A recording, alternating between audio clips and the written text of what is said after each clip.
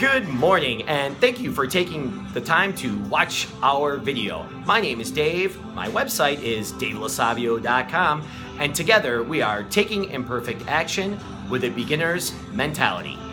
My name is Alyssa, my website is ampjourney.com, and my intention for you today is don't die with the music still in you.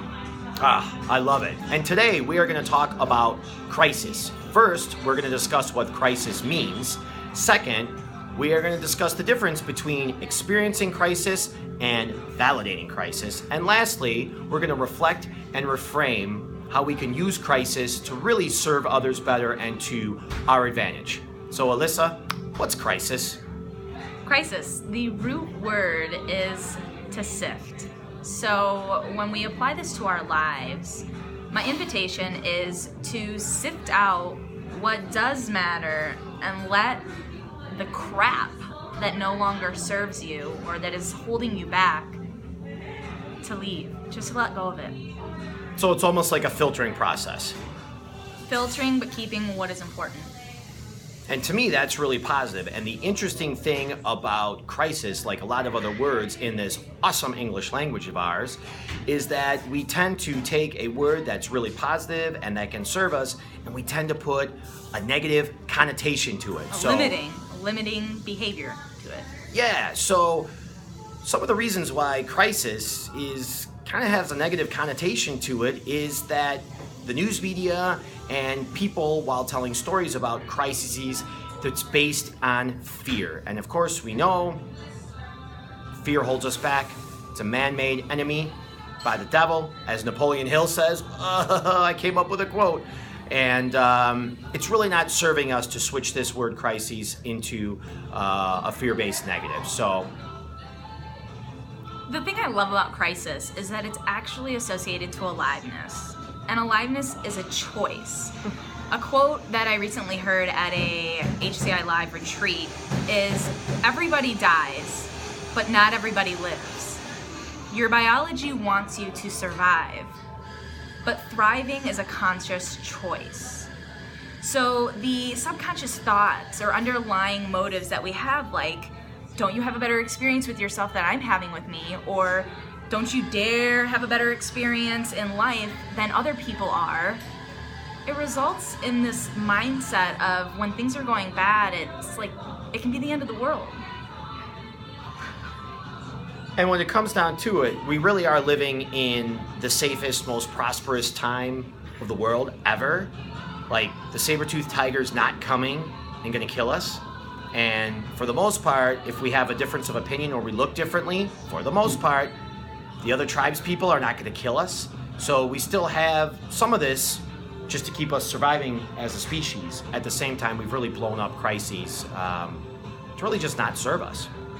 So what do you have to say about experience versus validating on that? Yeah, so experiencing versus validating. Like, when you experience a crisis, it's really just allowing the feeling to come up and then feeling within inside your body where in the exact location is. So when I'm feeling crisis, I feel it in my esophagus from my throat down here to my stomach. Some people feel it in their gut, some people feel it on the top of their head. Where do you feel crises? And be aware of that the next time a crisis comes up. So first you can allow yourself to tap into that feeling, and then experiencing it is really just allowing it to be a part of your body.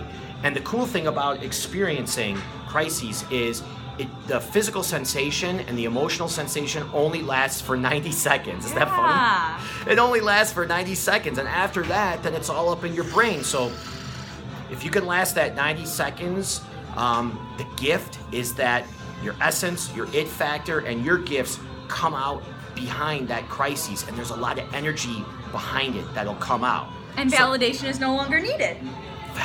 Validation is no longer needed.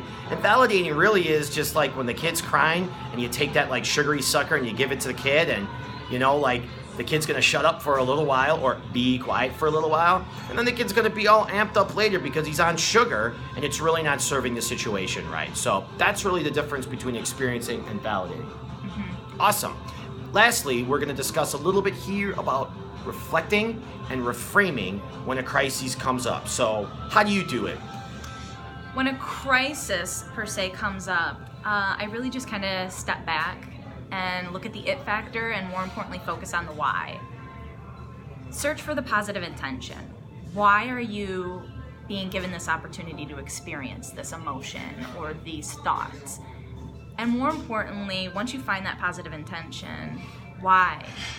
And use the why and the growth that stems from that place to catapult you further into experiencing and making the choice to thrive into aliveness.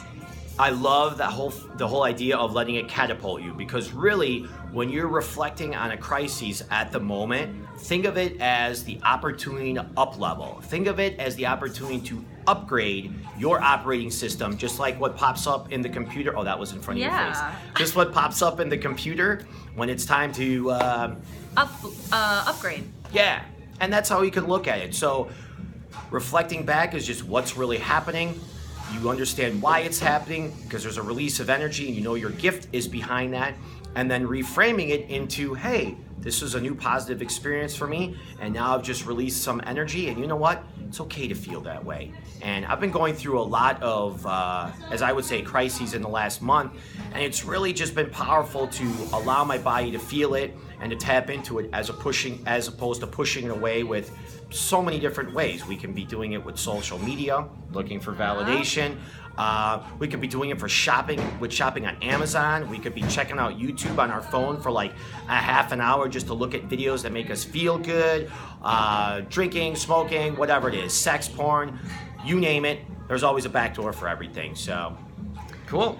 And what I love about the process of experiencing and catapulting further into a reframe is if you think about a full cup, whenever we're trying to grow, we can't keep putting more water in a full cup. So we have to step back in order to move forward. So what is it that you're really needing to heal or kind of let go or release, so then you can put more water or more service or more experience in a positive way within your life, within your soul and spirit. So my takeaway questions for you guys are, why try to fit in when you were meant to stand out? Yeah, I like that one. Why choose to sit in silence when you were given a voice to be heard? I like that one too.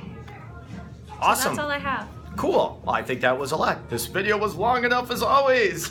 Cool. We want to thank you all for watching. We really appreciate your feedback. Give us some likes. And you know what? If you didn't like what was going on, tell us why. Because we're always up-leveling over here. And it's all about serving you and creating a community so we can all grow. So my name is Dave. My website is davelasavio.com. Alyssa, antjourney.com. Cheers. Thank you.